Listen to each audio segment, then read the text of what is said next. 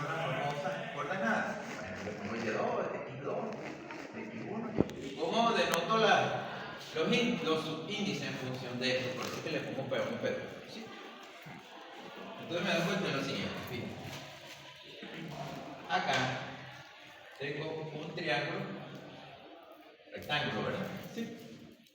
Y si yo trazo esta línea acá, o sea, esta continua acá, lo que pasa es que no lo hago para no ver, me doy cuenta que acá tengo otro triángulo rectángulo. Y me doy cuenta que aquí tengo un ángulo, pero llamada y aquí tengo otro ángulo llamado A. Pero este triángulo pequeño no es más que una amplificación para una cierta escala de ese tamaño y llego a este triángulo grande. ¿Sí? Sí. Lo que quiere decir que este triángulo pequeño y este triángulo grande son puntos. Vamos a ponerle a este punto, no sé, llamarlo U. Entonces yo tengo un triángulo llamado, si esto es 0, 0, P2, y este vamos a llamarlo T. T es congruente con el triángulo este P1, Q, P1, P2. Bueno, por lo tanto, la tangente de este ángulo es exactamente la tangente de este ángulo. El ángulo vale lo mismo, ¿no? Sí. Pero además es lo siguiente, que si yo veo en términos de distancia, yo necesito saber cuál es la distancia de P1 a P2. Y necesito saber. Y esto no lo voy a escribir así, distancia de P1 a P2. Yo necesito saber esto. Yo me doy cuenta que yo conozco esta distancia que sí. Y esa distancia vale cuánto. La diferencia, ¿verdad? De X2 menos X1. Si alguien no lo ve, la cuestión es que si de aquí a aquí mide X2 y yo le quito este pedazo, obviamente la diferencia tiene que ser este pedazo de X1, X2 menos X1, será el pedazo de X2. ¿Cierto? Y lo mismo puedo hacer el mismo análisis aquí, de tal manera que te queda Y2 menos Y1. ¿Todos lo entienden o alguien se perdió? ¿Se entiende? Ok. Bueno, fíjense, entonces yo tengo esta distancia y tengo esta distancia.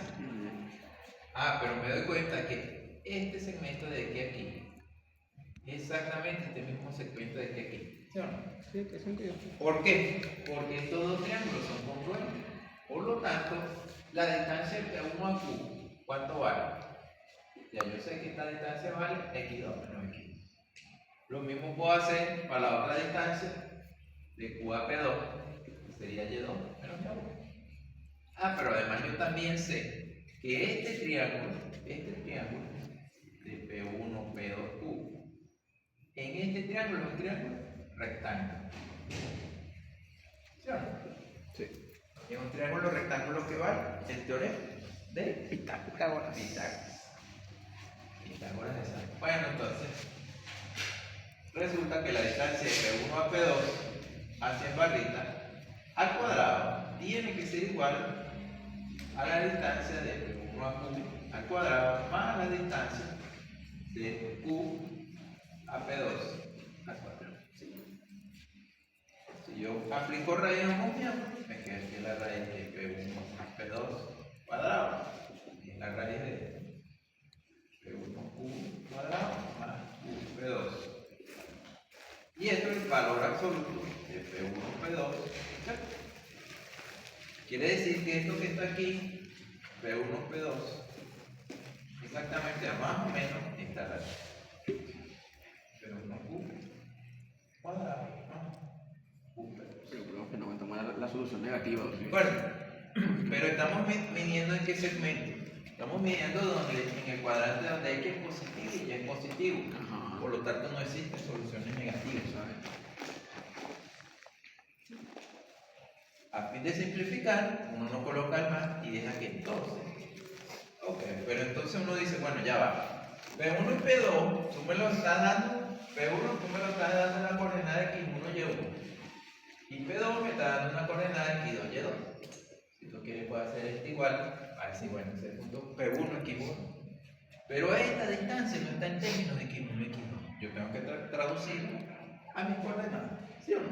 Pero tú la tienes que calcular. Ah, bueno, entonces tú dices, bueno, te la regla. ¿Quién es P1Q? P1Q es X2 menos X1. Al cuadrado. Y esta, análogamente, ¿no? Y2 menos Y1. Al cuadrado. ¿Sí? entonces, como para que quede más claro, en vez de poner P1, P2, tú pones que la distancia del punto P1 de coordenada X1, Y1 al punto P2 de coordenada X2, Y2 es el recto. ¿Sí? O también lo puedes escribir la distancia de X1, Y1, X2, Y2 es igual a esto. 1 cuadrado más Y2. Fíjate que la elección del punto es arbitraria. Pudiste haber elegido el punto más abajo, más arriba, siempre la distancia es la misma. ¿Sí? Esta distancia es una distancia llamada por un señor llamado Euclides. ¿Fue quien dedujo eso? Por lo tanto, Fue sí, quien. esta distancia es la distancia euclídea. La distancia euclídea es la distancia que tomo yo si yo tengo estos dos marcadores aquí y calculo la distancia entre esta y esta. Esa distancia siempre va a ser la raíz cuadrada. Como todos son expertos, sacar raíz cuadrada sin necesidad de calculadora, ¿verdad que sí? ¿Verdad? Entonces no hay ningún problema. Bueno. ¿Sí?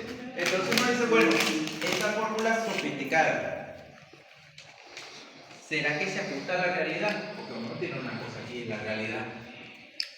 Bueno, la realidad, entonces tú sabes lo siguiente, tú haces un experimento y tú pones aquí el punto 1, 1 y tomas aquí el punto 0, 0. Cuando proyectas aquí tienes 1 y cuando proyectas aquí tienes 1, ¿cierto? Tú ahora quieres calcular la distancia que existe entre el punto 0, 0 y 1, 1. Bueno, tu fórmula te dice que es la raíz de 1 menos 0 al cuadrado más 1 menos 0 al cuadrado. Y eso es la raíz de 1 al cuadrado más 1 al cuadrado, que es raíz de 2. Esa es la distancia de 0 al 1. ¿Sí? Curioso. ¿De acuerdo? Y uno dice, ¿y eso tiene sentido? Exacto, eso es lo que. No me pregunta, ¿tiene sentido esto? Ah, bueno. ¿Este lado cuánto vale? 1. ¿Y este? 1. O sea que aquí va Pitágoras, raíz de 2. Sí. No es 1 como uno cree. ¿Sí? Los griegos decían que todas las medidas eran racionales.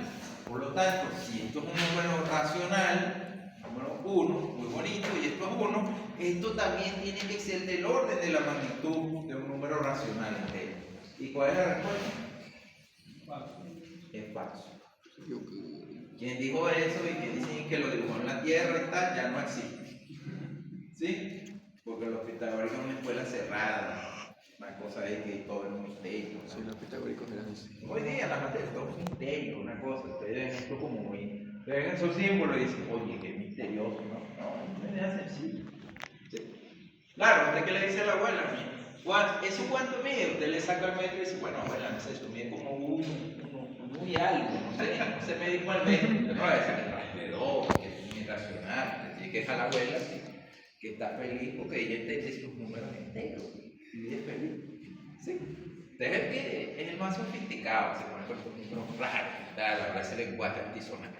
Profe, por curiosidad, si eso estuviese hecho a escala y pusiera una cinta métrica o algo así, me daría algo, o sea, el valor de la medida aproximado a lo que es la raíz de 2. Claro, porque si tú trazas aquí una circunferencia, tú trazas aquí una circunferencia, ¿verdad? Que te tuviera escala, y te pones el compás aquí y trazas aquí, este punto que está aquí es raíz de 2. Raíz de 2, si te das cuenta con esta medida, llega aquí 1, es mayor que eso es un pico este que tiene. ¿Sí? Así que se calculan las raíces, por cierto. Le agarra un compás y traza. Te dice, bueno, tú tienes altura 1, tienes altura 1 y lo trazas. Yo sé, tuvieron raíz de 2. ¿Sí? Para que vean los tipos cómo andaban antes. A lo mejor tenían otros vicios, pero producían. Bueno. Vamos a decir que no había vicios. En toda la gente. Bueno, ok, entonces nos sirve para calcular si los números son positivos o negativos. Bueno, vamos a hacer otro ejemplo. Dígame un punto ahí, un punto. Menos 5 menos 2. Menos 5 menos 2. Este es conservador. Menos 5 menos 2. Ajá. ¿Y otro punto? 3, 2. 3, 3. Bueno, entonces saca la raíz cuadrada y uno dice que es este menos este, ¿sí? 3 menos 5. Y este sería 2 menos 2, ¿cierto? Bueno, entonces saca la cuenta aquí. Esto queda la raíz de 8 al cuadrado. Bueno, vamos a hacerlo con calma. 8 al cuadrado más 4 al cuadrado. 8 al cuadrado, 64, más 16. Son 10, 7, 8. Bueno, si no es hecho, me lo perdono. Raíz de 80. Y la raíz de 80 es 44 por 20, ¿cierto? Raíz de 4 por raíz de 20. Esto es raíz de 4 por raíz de 5 por raíz de 4. Esto queda 2 a la 2, raíz de 5. O sea, 4 raíz de 5. ¿Sí? ¿Ahí? Entonces, fíjense usted, yo no sé sacar cuenta, ese es que me cayó el 80 y me cayó el 10. Entonces, fíjense, vean ustedes, fíjense cómo es la raíz, vean estos números tan bonitos que son. ¿Y cuánto mide la distancia? 4 raíz de 5. Un irracional, o Sí, sea, irracional de nuevo. ¿te das cuenta? Pero un múltiplo del irracional, porque esta raíz de 80 uno no sabe. ¿Qué dice? Da la cuenta a la abuelita. Uno no sabe. Pero tú dices, este es 4 veces raíz de 5. Ok, ya yo más o menos voy medio entendiendo qué número extraño es ese.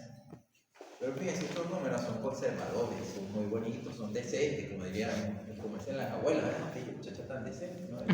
Sí.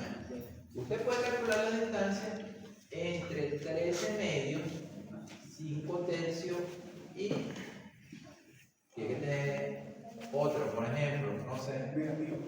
Vamos a suponer que esto sea 13 cuartos y esto sea 27 novenos, ¿sí? Y esto sea cuarto remo. Menos 1 octavo y menos 7 tercios. Ay, esos números no son tan, ¿sí? ¿Qué es eso? Son tan bonitos, son tan extraños. Pero la distancia sigue siendo la misma. Eso es lo sorprendente. ¿Sí?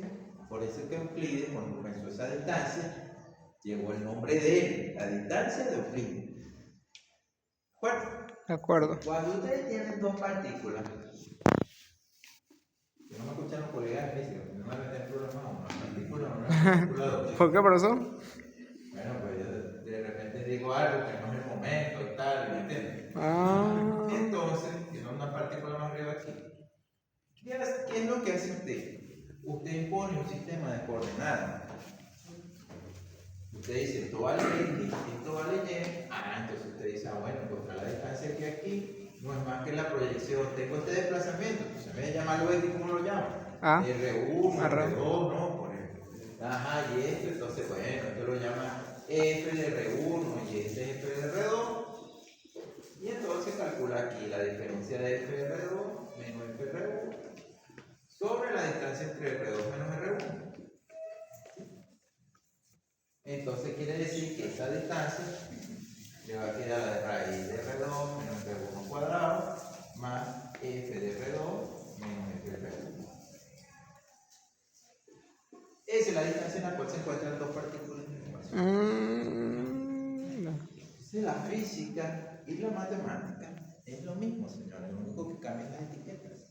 Lo único que, como dice mi tutor, él dice, las matemáticas, tú piensas libremente, en cambio cuando te mudas para la física, estás atado a las leyes de la naturaleza. ¿Sí o no? Cierto. La matemática de la naturaleza. Porque si tú tienes cloruro de sodio, ¿qué es cloruro de sodio? ¿Cuál es la fórmula del cloruro de sodio? NaCl. NaCl. Muy bien. ¿Y el dióxido? El dióxido de potasio. CO2 es anhidrido de carbono. Creo que es K2. ¿Cómo le escribe potasio? ¿Qué es un dióxido? Por cierto, ustedes son expertos. Yo los químicos. Los químicos y físicos.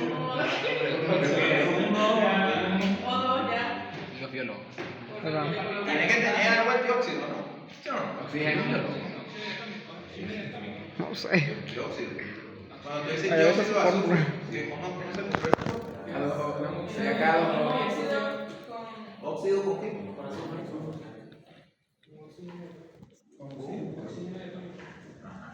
K2O sería. Ah, Creo que sería K2O la fórmula. entonces fíjense, en este lenguaje y en este lenguaje es lo mismo. Pero recuerden ustedes una cosa, si la posición depende de la distancia, pero además depende del tiempo, ¿sí? O sea, la posición depende del tiempo. Tú tienes una partícula que se mueve y tú le mides un tiempo, pero es un aparato. Y tú ahora agarras esta posición, ¿verdad? Si tú quisieras calcular la velocidad de esta posición, ¿qué tienes que hacer?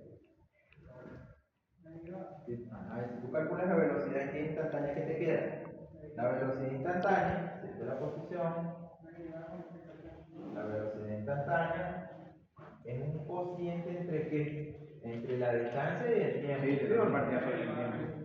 ¿Sí?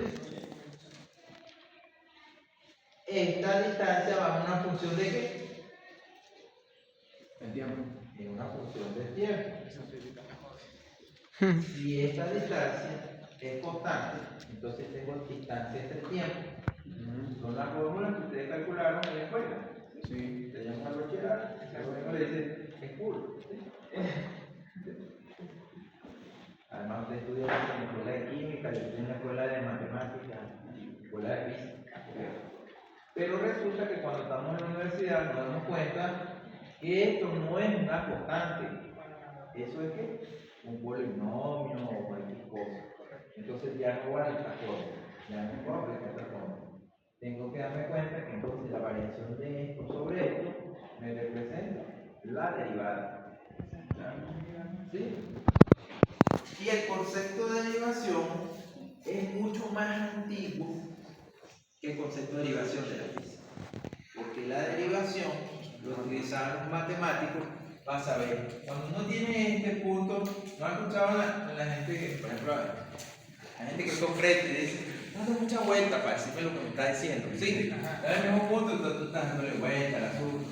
Tiene que ser específico. Sálvame con los 50 bolívares. Oye, mano, se me murió el gato, tal.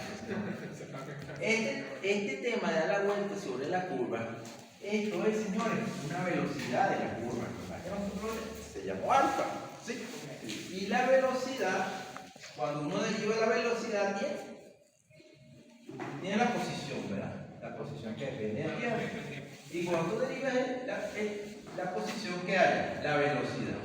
Pero nosotros no teníamos tiempo, nosotros teníamos la velocidad de la curva. Pero resulta que la diferencia entre esto y esto es ninguna. Es simplemente el enfoque. Tú estás viendo partículas, yo estoy viendo cosas abstractas que son curvas. ¿Sí? Eso siguiendo la física de Newton, ¿no? Todo esto. Bueno, es que cuando la mente es derivada, fíjate, ¿por qué las fórmulas avanzan? Las fórmulas avanzan porque el señor Newton, una anécdota de Newton, interesante que la comenta, hay un profesor que se llama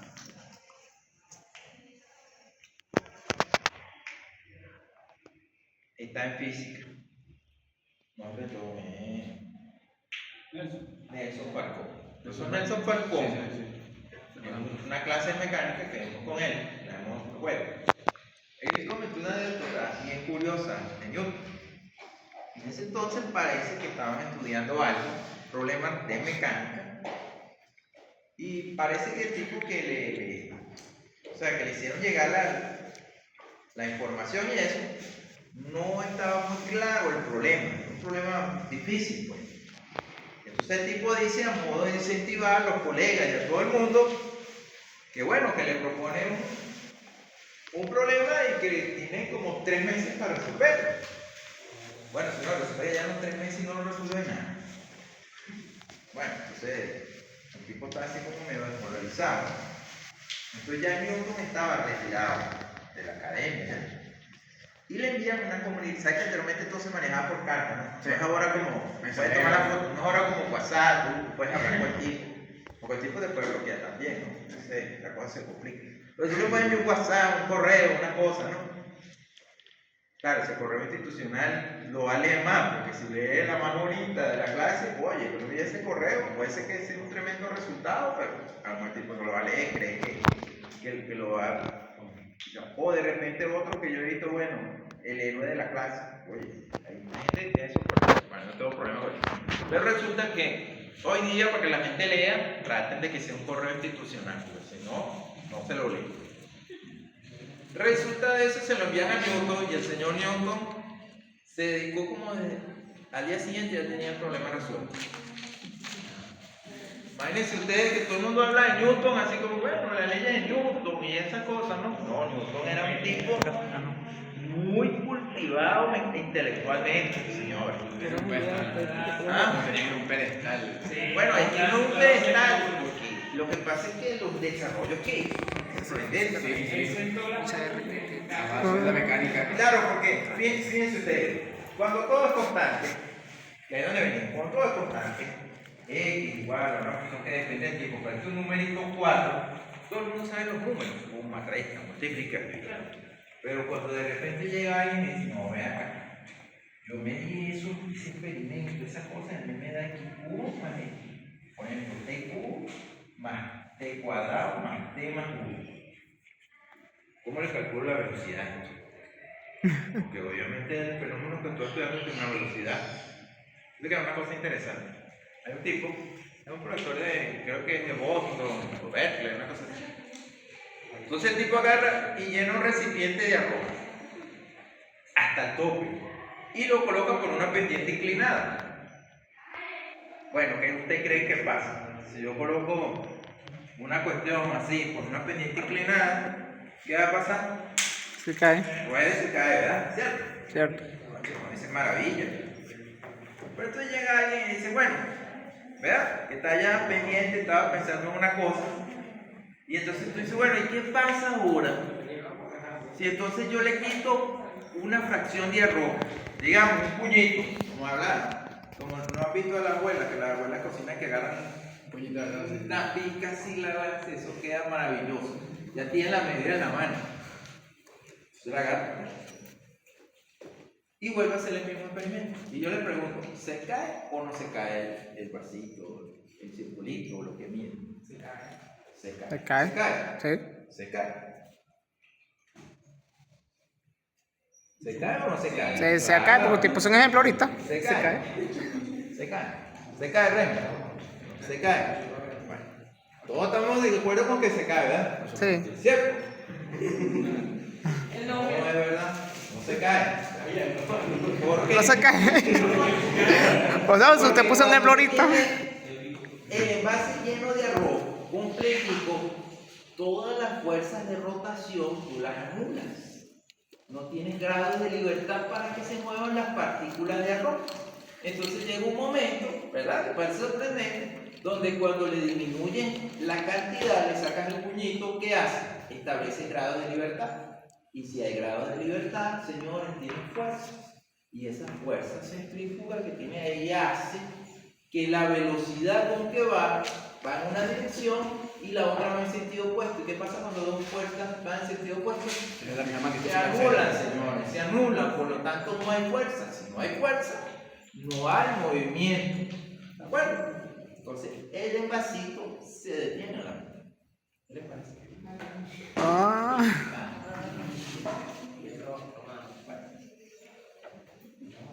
Ya tengo claro cómo vamos a medir la distancia. Bueno, ya lo que hay que es completar los números, ¿no? Sí.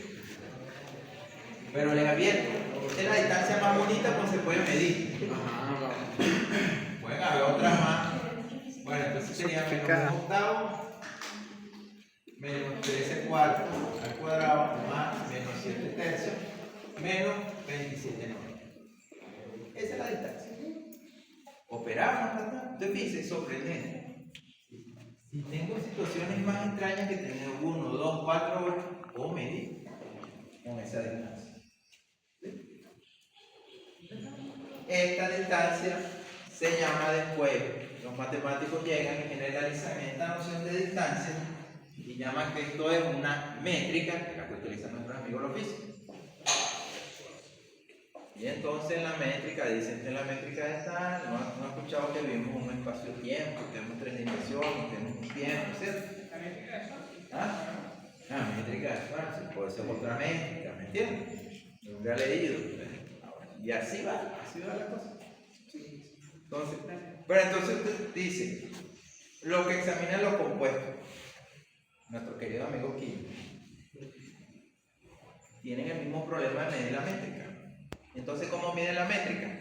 La miden de una manera más abstracta mediante la teoría de grupos. Porque ustedes midan si la estructura es una red cristalina, si tienen los átomos para allá, los átomos para acá, etc. La geometría molecular. La geometría molecular. Pero eso es una manera de medir a qué distancia se encuentran las cosas. O sea que el concepto de medida lo utilizamos todos. ¿Sí? Pero es un concepto sofisticado. Bueno, entonces, primer punto, estamos claros, ¿no? De qué distancia de otro. Eso es todo por aquí. Paso por aquí. Bueno, ¿alguien tiene duda? Bueno, en la fila que yo creí, porque yo tenía que aquí. En el libro que pone un valor de A, el camino entre el mundo de A y el mundo final. Dos puntos finales. Pero estás hablando de funciones. Bien, ustedes. Voy aquí. Ahora.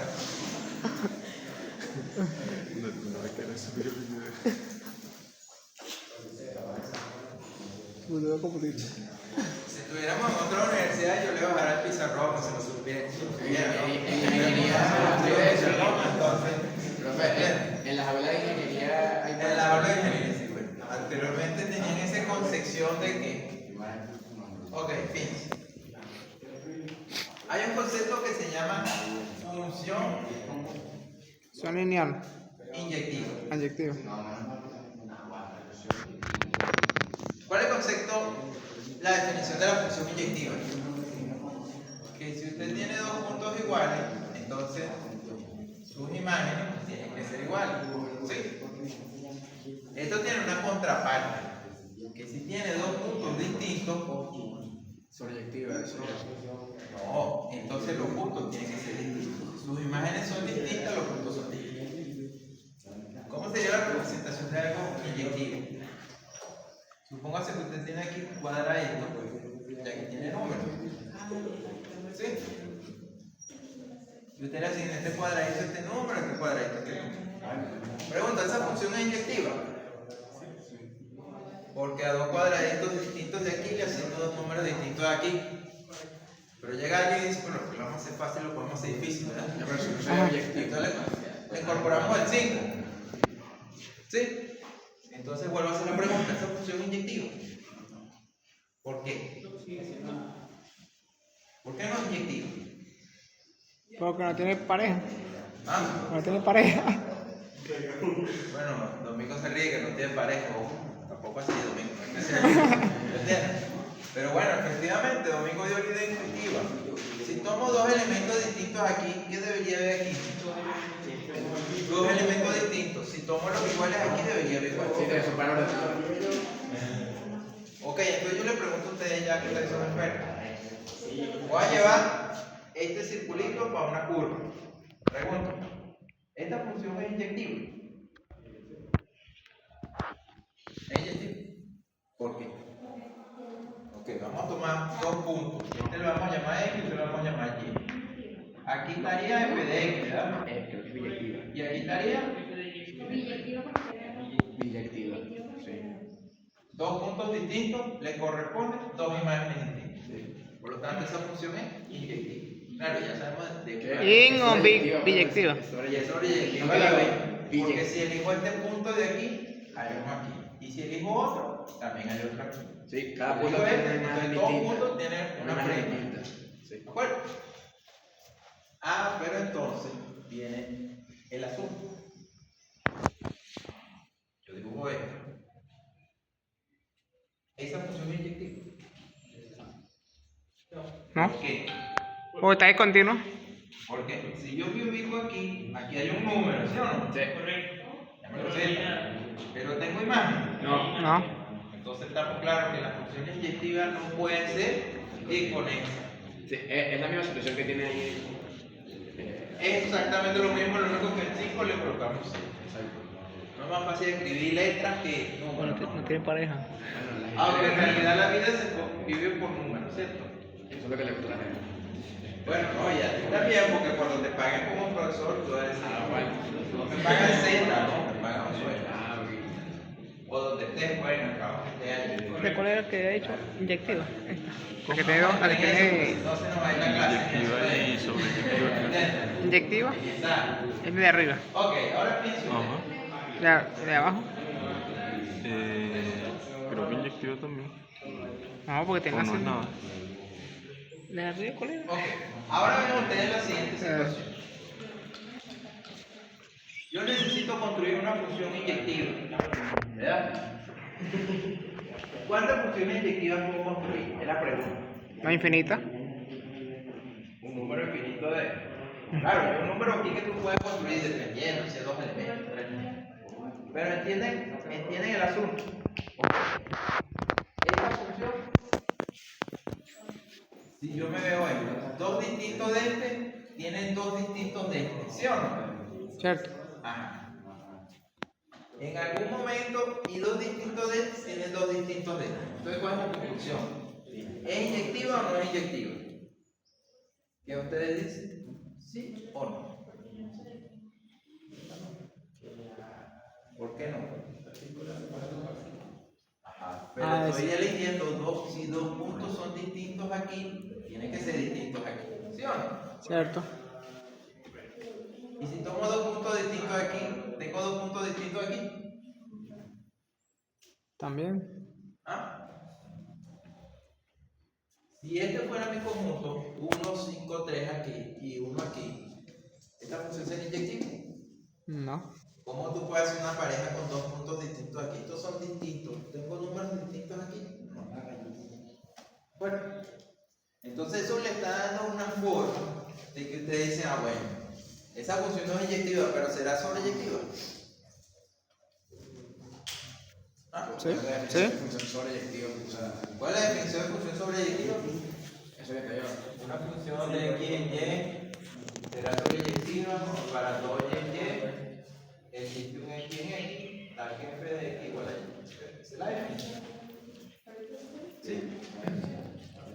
Todo elemento de aquí tiene un elemento que viene de allá. Sí. Y el 5 No tiene. no tiene. Entonces no es una función, pero es un concepto de función. ¿De acuerdo? Ahora fíjense ustedes. Si yo tomo esta función, cuadradito, 1, 3, 5. ¿Esa función es inyectiva? ¿Es inyectiva? Por ejemplo, 2 distintos aquí, ¿le corresponde 2 distintos aquí? No. No. Ahora, si tomo este elemento, ¿proviene de uno aquí? Sí, y este proviene de este, y este proviene de Sí, este. todo es lo mismo. Y con lo cual es sobreyectiva. Por lo tanto, esta función es sobreyectiva. Porque todos los elementos de allá pertenecen a uno. ¿De acuerdo? Entonces ahora tenemos letras A, B, C, D, E, F. 1, 2, 3, 4, 5, 6, 7, 8. ¿Sí? 9 y 10. Puedo construir una función biyectiva con estas letras y estos números. Biyectiva, dice usted. Ajá. No. Con estas letras y estos números, ¿las puedo construir? No. ¿Qué dicen ustedes? ¿Sí o no? Con esas letras y estos números. Bueno, lo que pasa es que van a quedar conjuntos en Y sin nada. O sea, bueno. Ok. Este es mi conjunto, ¿verdad? Inyectiva, ¿no? Y este es mi conjunto. Aquí hay más elementos que aquí, ¿cierto? Cierto. Ok, de repente yo no puedo construirlo con todo, pero yo sí puedo hacer esto. Ajá, que cada elemento de conjunto de partida tenga una identidad. ¿Sí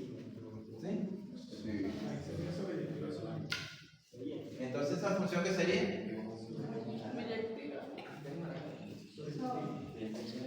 Vamos a poner aquí G, porque no sé qué es eso. Sería una función inyectiva con un subconjunto de A. Si este es B, este sería B sub 0, ¿cierto? ¿Sí? Ahí sería Y que si este lo llamas A y esto lo llamas F, o sea que A con su imagen F de A, ¿qué sería? Que es B sub 0, sería una función biyectiva. Biyectiva, sí, sí. Pero si toma eso nada más. Entonces usted dice que A de 1, ¿verdad? Después usted toma B de 2, C de 3, C de 4, Es de 5. E de 5, F de 6, ¿sí? F de 7, me faltó de 5, F de 6, E de 7. Es que se comió la E, profesor. La E la repitió a veces con 5 por 6. C, D, E, F, E. ¿Me comí qué? La E la repitió 2 veces con el 5 y el 6. La letra E está con el 5 y el 6 al mismo tiempo. Aquí. Aquí. A, B, La E C, D. tiene doble. Este es F. La letra E. Ah, aquí está. Ese es el error, que está con 2 al mismo tiempo. Ah, ok. Ah, ya.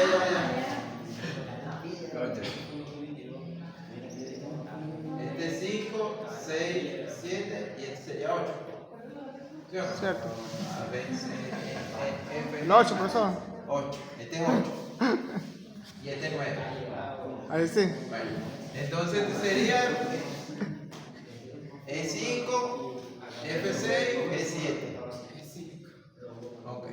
Bueno, pero esta cosa que está aquí más o menos, que he dibujado ahí, ¿a usted se le hace familiar? Un poquito. ¿Qué será? El plano cartesiano. Los ordenados, los puntos ordenados.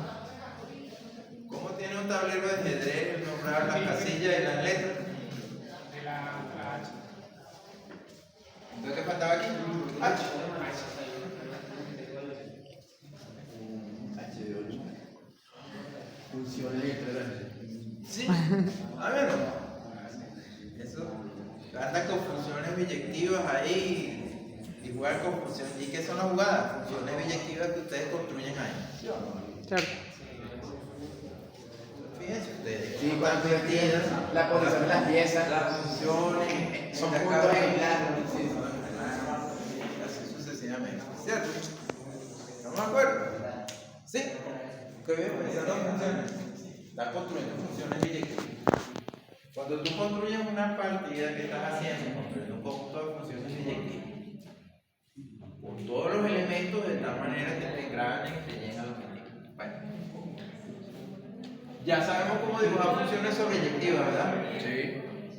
¿Cómo serían las funciones sobreyectivas? Todo elemento de aquí tiene que tener un elemento. En Z. Eso sería Digo, eso sería O biyectiva. sea, que si yo dibujo algo así, eso es biyectivo. Es sobreyectivo. ¿No? Estoy bajando desde aquí hasta aquí. Este sería un intervalo cerrado, ¿cierto? Cierto. Si yo tomo que mi eje X es todos los reales y dibujo esta en mi curva, esta es sobreyectiva, pero no es inyectiva. Porque dos elementos distintos aquí no le corresponden dos elementos distintos aquí. ¿Ok? Entonces, dependiendo de cómo dibujamos las cosas son. Lo bueno de tener una función biyectiva es que se imaginan ustedes. Piensen ustedes en esta función. Este Y y este X. Si yo quiero recuperar Y, ¿qué es lo que tengo que aplicar? El camino de la inversa. ¿Cuánto da ahí? F a la menos 1 de F. O sea, este es F a la menos 1 que baja. ¿Cuánto le da ahí? ¿No le da Y? Ah, sí, cierto. ¿Sí? Si usted quiere despejar Y, si usted tiene aquí F de Y igual a A, y usted quiere despejar Y, usted lo que aplica F a la menos 1 si la función es biyectiva, ¿sí o no? Cierto. Esto le queda F a la menos 1. Pero F de F a la menos 1 es Y igual a F a la menos 1 de F. Entonces usted le puede decir sofisticadamente a la gente que ellos te entendió que es despejar. Despejar consiste en construir una función biyectiva. ¿Sí? Porque la única que tiene inversa es las funciones biyectivas. La bisectriz. ¿Sí? Como la bisectriz, ¿verdad? Que es biyectiva. Que pasa por el origen. Cuando te dice, no, es que ese es el f a la menos 1. Sí, pero ¿cómo sabe usted que ese es el f a la menos 1? Porque la curva que usted construye es biyectiva. Y la curva que usted construye es de f a la menos 1 tiene una característica. Tiene que ser una reflexión respecto a la recta identidad. Entonces, O sea, la composición a la izquierda y a la derecha te tiene que dar identidad. Por eso es que yo le llamo identidad. El libro le llama otra cosa, pero es porque desde el trasfondo que es identidad. entonces seno consonantemente son biyectivas. Claro, bueno, coloca algo, pero claro, el f a la menos 1 te lo coloca, pero no te hace la discusión de que es una función biyectiva. Pero eso lo deduces tú, ya tú vas entendiendo, por eso es que el f a la menos 1. O sea, no es un camino de vuelta, sino que tú estás construyendo una función inversa. Entonces en matemática hay una cosa que se llama el teorema de la función inversa, que garantiza cuando tú puedes llegar. Y la parábola sería. Entonces usted ve la parábola. Tengo la parábola así, ¿verdad? De la parábola x cuadrado y yo coloco esta recta. Esta recta sería, llévale 1, ¿cierto? Es igual a esta curva con esta, porque esta es una curva, ¿sí o no? Cierto. Y esta es otra curva. Bueno, igualo dos, si igualo dos curvas, estas dos curvas, x cuadrado igual a 1, ¿verdad? ¿Qué debería tener? ¿Cuántas soluciones? Proyecto aquí con respecto a este ejemplo. ¿Y cuántos son estos valores? Menos 1 y 1. Son dos soluciones. ¿Sí o no? Entonces alguien me puede decir, resolver esta ecuación x cuadrado menos 1 es igual a 0. Es equivalente a gráfica x cuadrado a gráfica 1, ¿verdad? Es igual a 1. ¿Sí? Cuando yo veo las tres imágenes, entonces ¿qué obtengo? Dos valores. Así resolvemos los problemas con geometría. ¿Sí? Nosotros resolvemos los problemas. Aquí, ¿qué hacemos? Bueno, le aplicamos la fórmula de la resolvente, o sustituimos, o no sé qué, ¿me entiendes? Despejamos. Nosotros aplicamos eso. Pero en realidad, los problemas geométricos dan origen a soluciones. Esta traducción entre curvas y álgebra se llama geometría Analítica. Ah, no. ¿Sí? Por supuesto, se estudia en este curso, un curso más avanzado. ¿De acuerdo? Profesor, ¿y la geometría analítica es otro tema? Bueno, cuando dicen geometría analítica, acuérdense, cuando Descartes propone su trabajo, él introduce lo que se llaman las coordenadas cartesianas. ¿Sí? Entonces, la coordenada cartesiana, que todo el mundo vivía discutiendo que era la distancia, que la distancia era algo etéreo, no era algo etéreo, era algo material, no era algo material. Llegó Descartes y dijo, bueno, vamos a llamar esto X, vamos a llamar esto Y, estas son las coordenadas, estas son los axis, y resulta que lo que usted necesita es un método de un numerito que le saca la raíz cuadrada y lo eleva todo, y eso es todo. ¿Y qué dijo la gente? Esa es la distancia, se acabó. No es algo material, sino un concepto ahí. Pero ese avance de entender la distancia y establecer un sistema cartesiano da un origen de pensamiento a decir, yo quiero entender un fenómeno complicado, entonces utilizo la analítica. ¿Y qué es la analítica? La analítica es una metodología que te ayuda a entender un problema. ¿Usted ve química analítica? Esto no te lo explica en un libro de química analítica. Cada vez te dice un proceso, tú tienes la pipeta, entonces tú haces una evaporación, para acá, para allá, ok, pero ¿qué estás haciendo en el fondo? Una metodología. ¿Y quién introduce la metodología? El señor Leibniz y Descartes. ¿Sí? Ellos dicen, bueno, no, vamos a hacer lo siguiente. Como esto es muy complejo y está en el plano racional allá por los raíces, vamos a volverlo más racional. Entonces, cuando usted lo vuelve racional, ¿qué hace? Lo que conversaba con Remo, cuando usted dice estoy racionalizando algo, es porque usted lo está metiendo en una tabla. ¿Sí? Cuando usted agarra un fenómeno físico, mide que si el pH, no sé qué y tal, lo pone en una tablita, usted está racionalizando su problema. Lo está llevando al mundo de la lógica y la razón, pero su problema no está. ¿Sí? Es una manera de abordar. No vaya a decirle eso a un profesor químico, bueno, que es eso que le están diciendo. No lo escuche. ¿Sí? Eso es lo que pasa en realidad. Entonces, cuando venimos a la geometría analítica, entonces ahora tengo la geometría con puntos y rayas y el teorema de Sartre y el teorema de no sé qué y ángulos para allá y ángulos para acá. Y llega la gente y dice, no se complique la vida. Quiere calcular la ecuación, una recta que pasa por ahí, no tiene que ser 50.000 teoremas. Calcule la ecuación punto pendiente.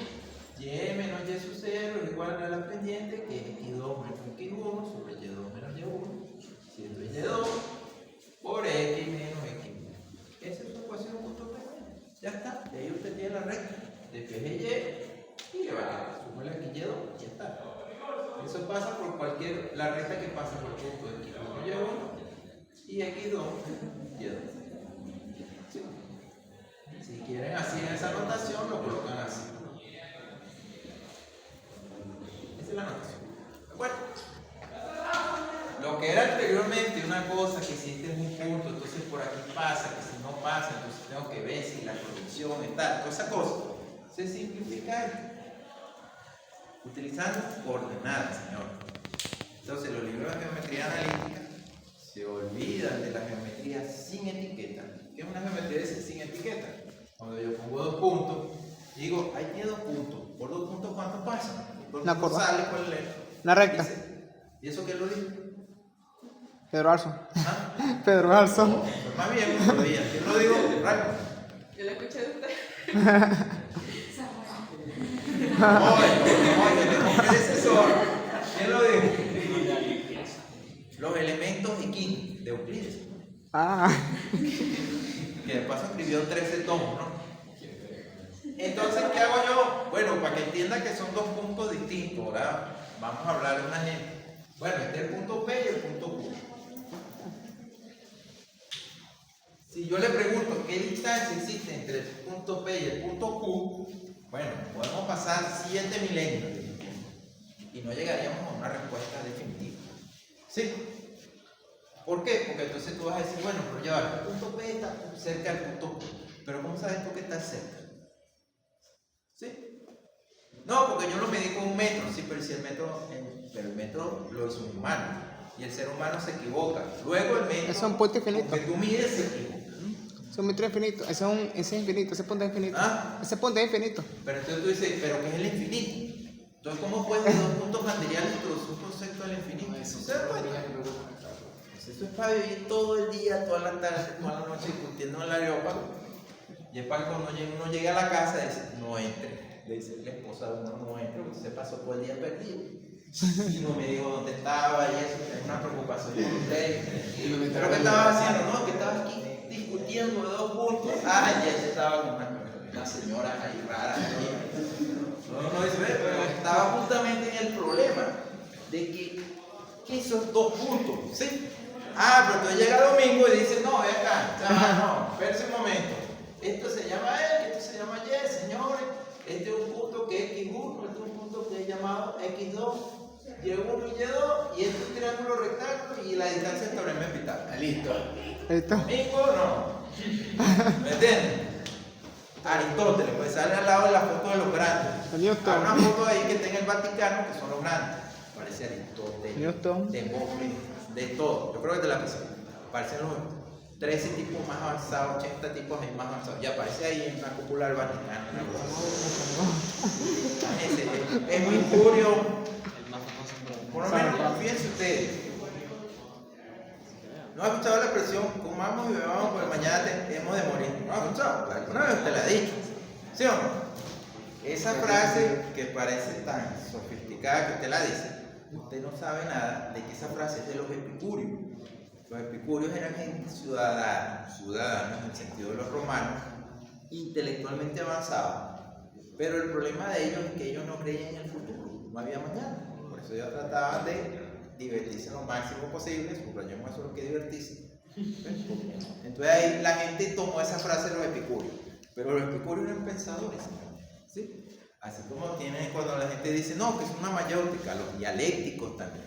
Entonces hay una serie de pensadores griegos que han influido en todas nuestras sociedades y se han permeado, y nosotros repetimos cosas y no sabemos que estamos repitiendo. ¿Sí? Vivimos filosofías de ellos y tampoco sabemos. ¿De acuerdo? Entonces todo esto lleva implícito una base muy grande, que es lo que a veces la gente no entiende cuando tú estás estudiando, que es una base filosófica. ¿De acuerdo? Es una base filosófica. Y la base filosófica se construye en tanto cuanto usted entiende la época y el contexto donde se desarrollan las cosas. Por eso que ustedes ven unas materias relacionadas con la historia de las matemáticas, de la ciencia, de este tipo de cosas. ¿De acuerdo? Entonces, les comento que cuando le colocas etiqueta a los objetos geométricos, entonces tú dices, ya está resuelto el problema. Ya tú sabes que este símbolo que tú dibujaste cuando chiquito, te regañaron en la pared, en cualquier lado, no vemos así, ¿verdad? Ya tú sabes que es muy fácil porque tú llegas a establecer la coordenada aquí, establece un punto X y mides esto, te da uno y tú dices que esto es X cuadrado más Y cuadrado igual a 1. ¿Sí o no? Entonces tú estableces que todos los puntos X es redondo, tal es que X cuadrado más Y cuadrado igual a 1. Y eso exactamente es el círculo. ¿Ok? Este paso es geometría analítica. Entonces, ¿qué es la geometría analítica? La racionalización de conceptos o abstractos. Yo tengo una pregunta. Una sola y que no sea difícil. Ok, ya que las funciones, o sea, sobreyectivas, te digo, ya que las funciones biyectivas tienen inverso, las otras también tienen inverso. Solamente las biyectivas. Y la inversa de las funciones biyectivas serían que, Bueno, lo que te permite despejar. por ejemplo, el arcoseno sería La inversa del coseno, que es arco coseno. En un límite, en un pedazo, es biyectivo. Por ejemplo, sé que el arseno se ve algo así como. Por ejemplo, la tangente es biyectiva en un intervalo. ¿Otra duda? O sea, pero se puede colocar así biyectiva y entre paréntesis hasta Pero hay que colocarle dónde es biyectiva. ¿De dónde a dónde? Claro. Esa es la formalidad. Pero, o sea, en un ejercicio como este, no hay que completar si la función es qué tipo de función es, pues. Por ejemplo, sé que esto es biyectiva. No, bueno, ahí no hay problema. Ahí tú colocas. Biyectiva y FB. ¿Estamos listos? Bueno, si alguien tiene que irse por la ruta, no hay problema, pero si alguien no tiene que irse y tiene otra duda, vende. A ver, yo. Abre novio, callan para siempre. Valor absoluto. Bueno, ahí va. La división polinómica. Ya va. Para la división polinómica lo que hay que entender es dividir. Vamos a ver qué es dividir. Voy a borrar aquí.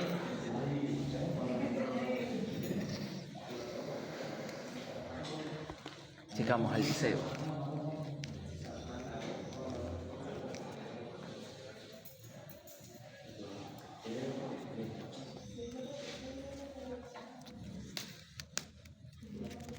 Ok, fin.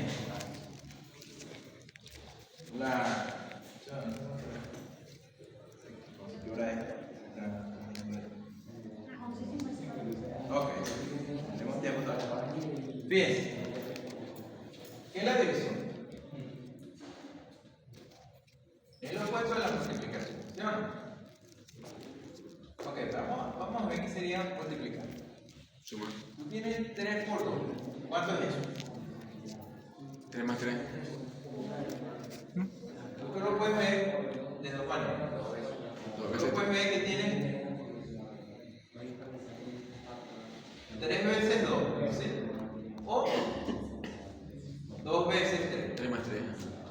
¿Sí o no?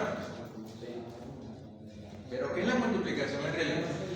Bueno, la multiplicación en realidad tú tienes un conjunto de 3 elementos y un conjunto de 2 elementos y hace lo que ustedes son expertos, que es el producto cartesiano, y eso te va a dar exactamente el número de pares que puedes construir. ¿Y en total cuántos son?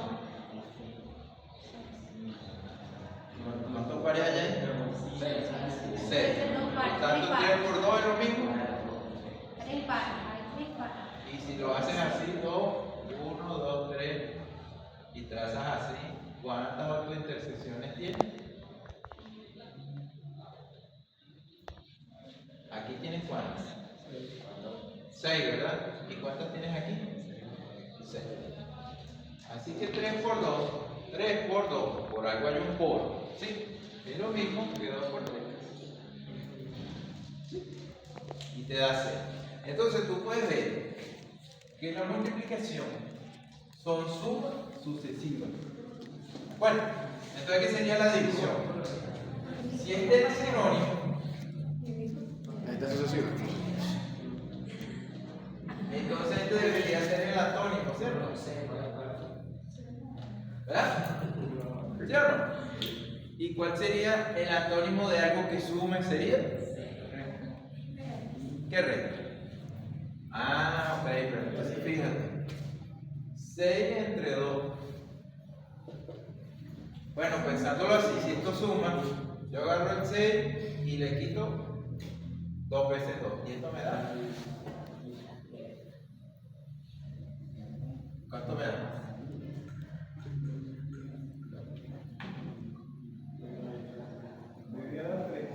Debería haber.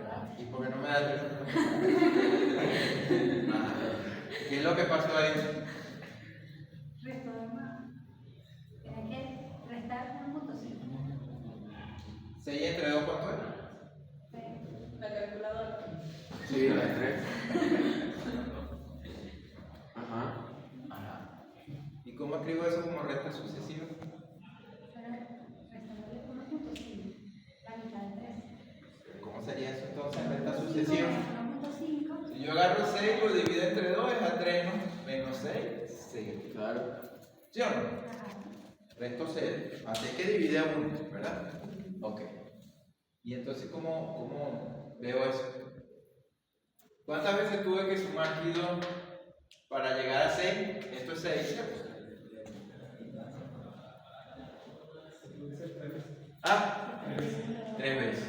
La mitad. Y si agarro 6 y le quito 3 veces, ¿cuántas veces tengo que quitarle?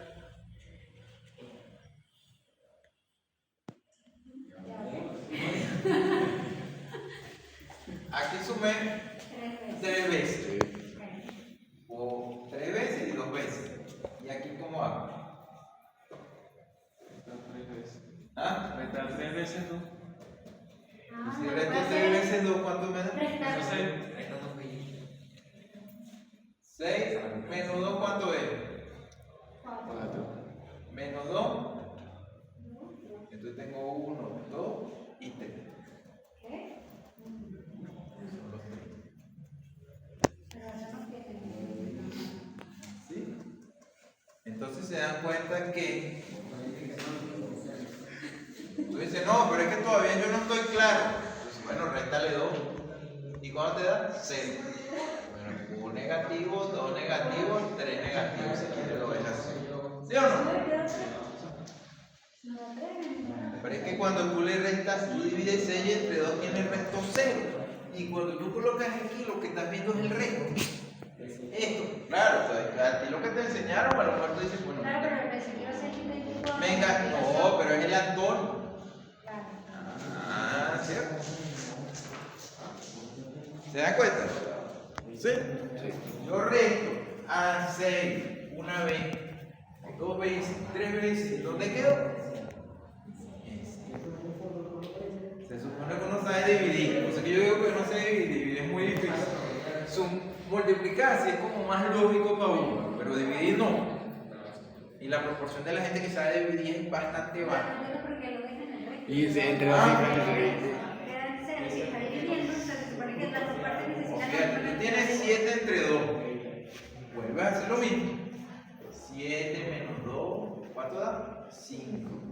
Menos 2, 3. Menos 2, 1. No puedes restarle menos 2 porque quedan los negativos y estos son positivos. Entonces, ¿qué haces tú? Bueno, 7. Esto sería 3 por 2 menos 6 que es 1. Claro, pero son menos 6 porque son 1, 2, 3. Son menos 3 veces, no 2, porque te menos 6. Ah, ok. A ver. Sí. Sí. ¿Ah? Claro, no vaya a decir eso, no vaya a decir eso para afuera, pues así, no, ¿qué te pasa? ¿Me entiendes? Eso es, porque todo el mundo se aprendió esto que está aquí, que 7 igual a 2 por 3 más 1, es lo que se llama el algoritmo de la división. Es un algoritmo que tú haces, como para que sea que te pregunte, ¿sí? Pero no es la explicación de lo que significa dividir. ¿De acuerdo? Ah, pero entonces uno dice, bueno, entonces, ¿qué es la división polinomial? Lo mismo pero aplicado a polinomio. Claro, entonces uno puede pensar lo siguiente. Es un poco descabellado, pero lo puede pensar. F de 1, f de x igual a x más 1. ¿Sí? O sea, si yo este x lo evalúo en un número, evaluado en un número, aunque esta es una fórmula que este x puede ser cualquier cosa, me da un número. Y los números yo los puedo ver entonces como polinomios evaluados. Así que de manera natural, dividir polinomios es exactamente lo mismo que dividir con, porque yo los puedo evaluar en un punto que me da un número. ¿Sí? ¿De acuerdo? Ah, entonces yo utilizo el mismo algoritmo. Por ejemplo, x cuadrado más 1 entre x menos 1. Vamos a poner x cuadrado menos 1. ¿Sí? Si, oye, yo quiero dividir eso. ¿Lo que tengo que hacer? Ah, bueno, lo mismo que hice aquí. Tomé un número, lo multipliqué por este y el resultado le cambié el signo. ¿Sí o no? Entonces ahora aquí no tengo un número, ahora tengo un símbolo. Tengo un símbolo A que multiplicado por este, tengo que cambiarle el signo, te tiene que dar X. Bueno, entonces tú despejas A vale menos X cuadrado entre X, como tú eres experto, te da menos X. Entonces este tipo vale menos X. Y ese proceso mental lo vas haciendo en todos lados, ¿sí o no? Este es X, ¿no? O sea que aquí te queda menos X cuadrado. No es proceso mental. Bueno. Y así va. ¿De acuerdo? Entonces, X por X, se coloca X cuadrado, y ¿qué haces tú cuando lo pasas al otro lado de la igualdad? Le cambias el signo. Y sumas aquí. X cuadrado más X cuadrado, ¿cuánto te da? 6. Ya. ¿Qué hizo aquí? X por X, ya metí A por X, me tiene que dar X cuadrado, si no cambiado. Entonces digo, bueno, despego A y A tiene que ser X cuadrado entre X. Y ese A, cuando lo multiplique aquí, el resultado me da aquí, tengo que cambiarlo así. Pero este proceso mental, tú lo haces, es un proceso mental que tú haces. ¿Sí? Todo siempre tiene que ver con despejar, como se dan cuenta. Entonces X por X menos X cuadrado es 0. Pero ahora este X multiplica X porque vale la propiedad de triangulación. Y X por 1, ¿cuánto te da? X. ¿De qué signo? Negativo. Entonces, ¿cómo te queda aquí? Menos Menos 1 X. menos X. Ah, ok. ¿Sí? ¿Y ahora qué hacemos ahí? Ah, bueno, vuelvo otra vez, porque aquí tengo X. Si yo multiplico esto por 1, negativo, me pasa positivo, ¿cierto? 1 menos 1 por X, ¿cuánto da? Menos X, ¿cierto? Si es menos, cuando pasa a aquel lado queda más. Y 1 por menos 1, ¿cuánto da? Menos 1. Menos 1. Más 1. Así que este anula este y este anula este, hace que esto da 0. Listo, señor. Entonces ahora utilizo el algoritmo de la división. Quiere decir que este señor, x cuadrado menos 1, Va a ser igual. exactamente este señor, x más 1, lo voy a poner entre paréntesis, por este, Sí, más 0. que es mi cantidad, más 0. Pero cualquier cosa más 0 es 0. Ajá, claro. De tal manera que ahora tengo que representarlo en el cociente, porque a mí me preguntaron esto, ¿no? ¿Sí? Bueno, divido entre x más 1. Todo esto entre x más 1. Este simplifica este y esto queda exactamente. Eso es. Genial. ¿Cuál es la diferencia? Que usted tiene que aplicar, dependiendo de su polinomio, ¿cuántas operaciones hicimos aquí? 2. Si su polinomio llega a 4, ¿cuántas operaciones tiene que hacer? 4. Al menos 4. Eso es lo que es la división polinomial. ¿Me entienden? ¿Sí? Esas son cosas que ya ustedes saben. Dividir, sumar, restar, multiplicar, por eso yo les voy a dividir. Ahora fíjense, alguien preguntará, ¿pero para qué usamos la división polinómica? Porque llega alguien y dice, bueno, grafique esto, ¿qué hace tú? Para dividir funciones. Grafica esto, y entonces, no vale, soy un experto, yo el capítulo 1, no, yo llego así, mire, esto es x cuadrado menos 1, y todo esto lo multiplico por la inversa de x más 1, entonces esto es un cancito, tal que tal. Y llega otro y dice, no, vale, yo voy a graficar esto, es la recta, ya está. 2 pasos, ¿sí o no? Es lo que yo digo, en la clase usted lo hace difícil, ¿verdad? Porque no lo podemos hacer fácil, ¿sí? Pero cuando usted lo piensa, tiene que hacerlo, escribírselo al lector fácil. Pues si usted le escribe fácil al lector, pues cállate, dice, fácil. ¿Qué hace el lector? Dice, no, esto no es fácil, ¿me entiende? Y entonces el lector se involucra en la obra, pero si no lo hace así, entonces el lector dice, no, esto es muy difícil, yo no voy a estudiar esto, no. Uno se lleva allá, del cálculo 1, allá, la sección 6, no a estudiar eso. Desanimaron al lector, ¿sí? Sigue. Hay un tipo llamado Hans Hermann, que a mí me gustó el concepto como él explicó. Una vez, 1 entre infinito. ¿Sí? Si tienen 1 entre infinito, ¿cuánto da? Eso es 0. Sí. Pero ahora mismo lo explicó de una manera tan sencilla, que las cosas son sencillas, pero no las son. Vale, tú tienes un chicle de una longitud rectangular, pues, ¿sí? Que mide 1. Y entonces tú tienes varios ratones y cada ratón se está comiendo un pedazo. ¿Sí? Al cabo de cierto tiempo, ¿cuántos pedazos de chicle tiene? ¿Ah? Pero ¿cuánto te queda de todo el chicle completo? Siempre te va a quedar menos que al principio, ¿verdad? Y siempre menos. O sea que en algún momento pasas y llegas a 0.